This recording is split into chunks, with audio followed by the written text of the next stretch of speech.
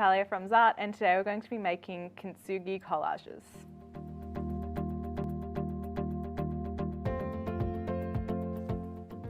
So here's an example of what we'll be making today.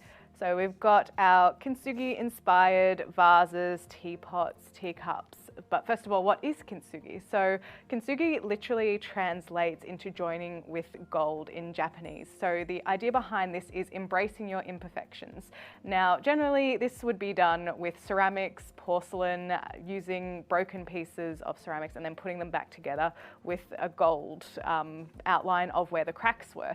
So because we're not working with pottery or porcelain or anything like that, we're working with collages because it's a really interesting idea that is great to talk to students about, especially within artworks. So I wanted to create a lesson where you can still look at the ideas of Kintsugi but translate it into something that's probably a bit more accessible for younger students, especially primary students, and something that they'll be able to achieve. So we've turned our pottery into a collage instead. So we're working with torn paper and either gold leaf or a gold marker to create those golden outlines. So there's a few different ways that you can go about this lesson. So I'll give you some different options on how you can work with this kind of project.